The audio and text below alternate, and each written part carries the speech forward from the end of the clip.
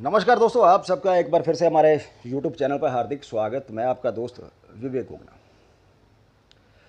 हाजिर हूँ। आज मैं केपी एस्ट्रोलॉजी से रिलेटेड एक केस स्टडी लेकर, खासकर उन दोस्तों के लिए जो एस्ट्रोलॉजी में प्रैक्टिस करते हैं, एस्ट्रोलॉजी सीखना चाहते हैं। काफ़ी लोगों के मैसेज आते हैं कि जो हम वैदिक एस्ट्रोलॉजी कर रहे हैं या लाल किताब कर रहे हैं, लेकिन किसी इवेंट को पकड़ना कैसे पकड़ें कि कोई घटना शुभ या अशुभ जो भी सामने वाले ने पूछी है वो कब घटेगी। और मैं हमेशा कहता हूँ कि केपी एस्ट्रोलॉजी से ऊपर कोई टूल नहीं है किसी इवेंट को पकड़ने के लिए। अब दिक्कत उनको फिर आ जाती है कि देखिए, दशा तो कोई ना कोई चल रही होगी, भुक्ति भी कोई ना कोई चल रही होगी, अब अंतरा पकड़ना है।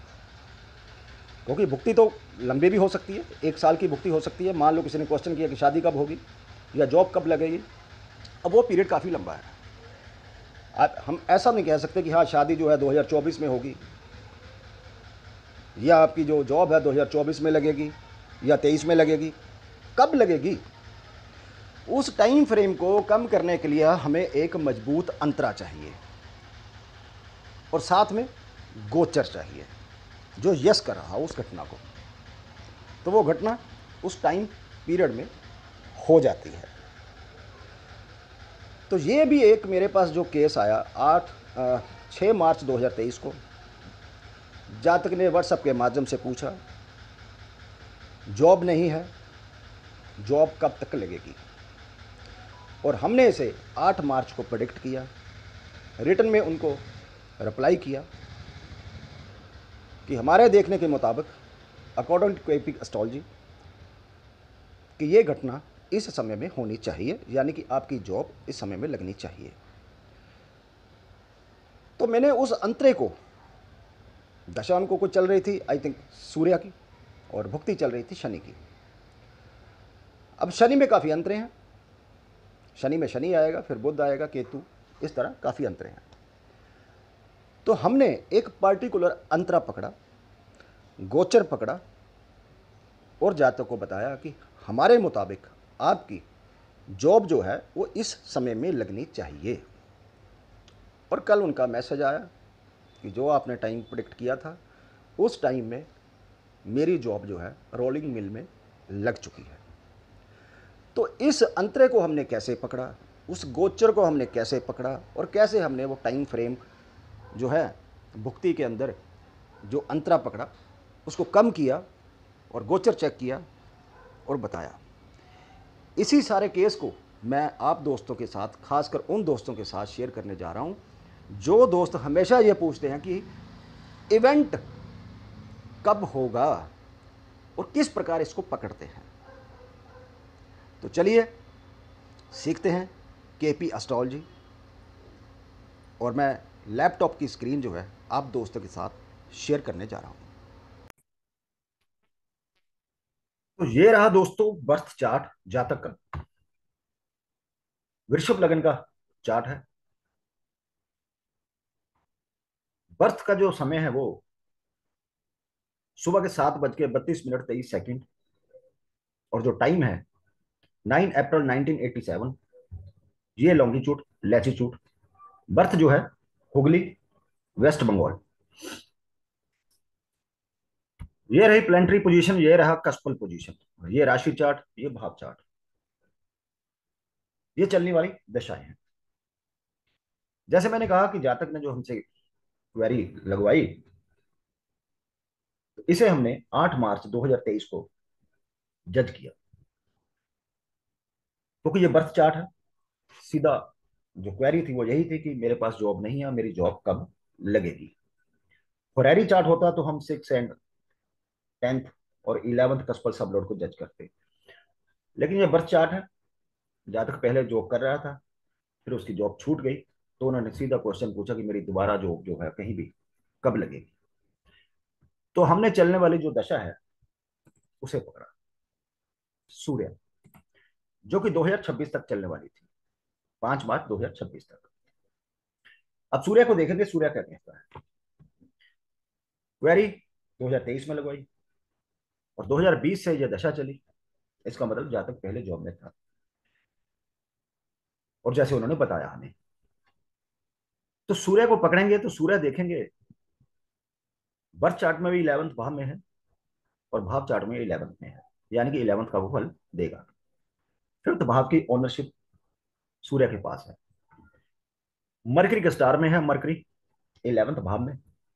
6th भाव की ओनरशिप है। 3rd भाव की ओनरशिप भी मरकरी के पास है।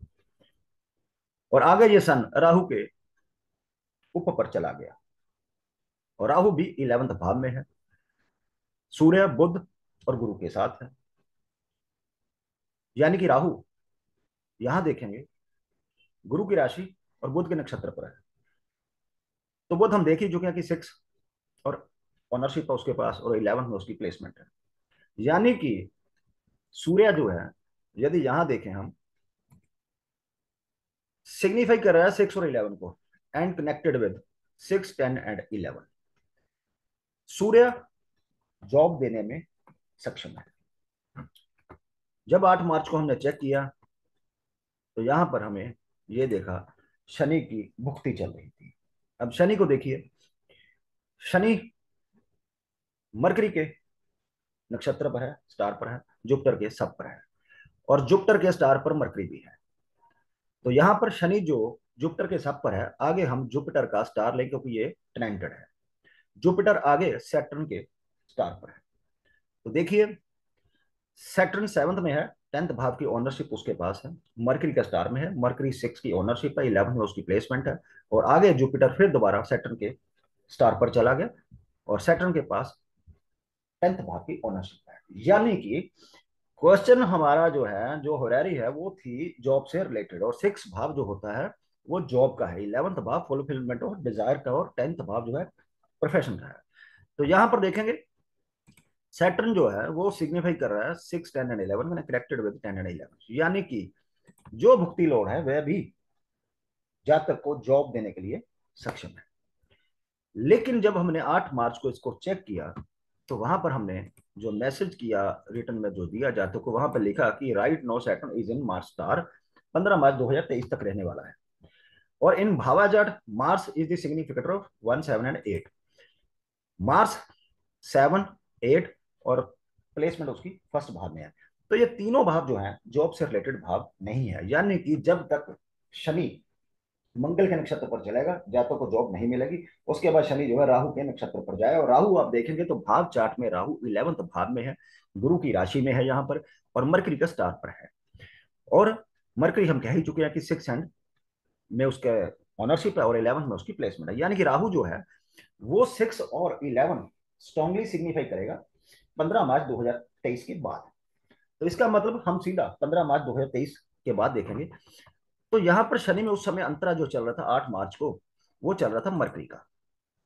अब मरकरी हम देख ही चुके हैं कि 6 और 11, तो हम यहां पर भी कह सकते हैं कि मरकरी के समय में जब अंतरा चलेगा तो जातक को जॉब मिल जाएगी, लेकिन ऐसा नहीं कहा गया। कारण यह है कि एस्ट्रोलॉजी में राहु और केतु जो है वो हमेशा, जैसे कहते हैं कि स्ट्रॉन्गर देन अदर प्लैनेट्स, मतलब जो भी रिजल्ट देते हैं जीवन में, जो भी हमारे साथ घटना घटती है, वो सारी 99% इन्हीं दोनों के महारथ, जो महारथी हैं राहु और केतु है, इन्हीं की भुक्ति या अंतरा में या जो है जीवन में उथल पुथल हमारे देखने को मिलती है। तो केपी एस्ट्रोलॉजी का भी रूल यही है कि भाई जब आप हाउस सिग्निफिकेटर निकालते हो और यदि वहां पर राहु केतु आ रहे हैं तो बाकी को प्लेनेट को छोड़कर पहले उनके ऊपर फोकस करना चाहिए। तो मैंने यहाँ पर मरकरी को छोड़ दिया, नेक्स्ट केतु था। लेकिन केतु को क्यों छोड़ा? केतु को इसलिए छोड़ा, यदि देखेंगे आप 15 मार्च के बाद गोचर चेक करेंगे, ये देखिए 15 मार्च के बाद, ये देखिए 15 मार्च, ये देखिए केतु 6 में चल रहा है, लेकिन मैंने केतु को छोड़ दिया। ठीक है, केतु के स्टार पर राहु था, राहु 12th भाव में है, और जन्म का केतु यदि यहां देखेंगे तो रेहु जो केतु है वो 5th भाव में, जो कि 6 भाव से 12 भाव बनता है, जो कि जॉब को नेगेट करता है। तो इसलिए यहां पर भी क्योंकि जन्म का केतु 5th भाव में था और गोचर में केतु राहु के नक्षत्र पर था और राहु 12th भाव में, इसलिए केतु का जो अंतर है हमने इसके बिल्कुल छोड़ दिया। नेक्स्ट उसके बाद वीनस का आया, सन का आया, मून, मार्स, ये सारे अंतरे मैंने छोड़ दिए, सीधा जाके राहु को पकड़ा क्योंकि हाउस सिग्निफिकेटर में राहु भी आ रहा है। 11वें भाव में उसकी प्लेसमेंट है। अब जन्म के राहु को पकड़ेंगे तो हम देख ही चुका कि मरकरी के साथ में, और मरकरी 6 की ओनरशिप है, 11th में बैठा हुआ, मतलब राहु जन्म का जॉब देने में सक्षम है, राहु जॉब दे सकता है। अब पकड़ना है अंतरा। अंतरा पकड़ेंगे इस समय 15 सितंबर के बाद, ये लीजिए 15 सितंबर के बाद, ये लीजिए राहु जो है केतु के स्टार पर है, और केतु गोचर का 6 भाव में है, यहां देखिए ये रहा 6 भाव में, ठीक।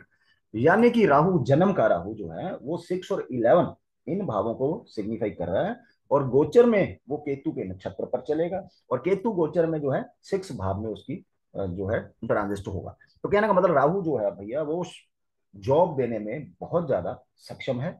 इसलिए क्योंकि केपी एस्ट्रोलॉजी के मुताबिक भी राहु और केतु जो है स्ट्रॉन्गर देन अदर प्लैनेट्स, इसलिए बाकी के प्लैनेट छोड़कर सीधा राहु को पकड़ा, और जातक को यह कहा गया कि आपकी जॉब जो है वो सूर्य शनि राहु का जब ये पीरियड चलेगा 15 सितंबर से लेकर 6 नवंबर के आसपास, तो इस समय के अंदर अंदर आपको जॉब लग जाएगी।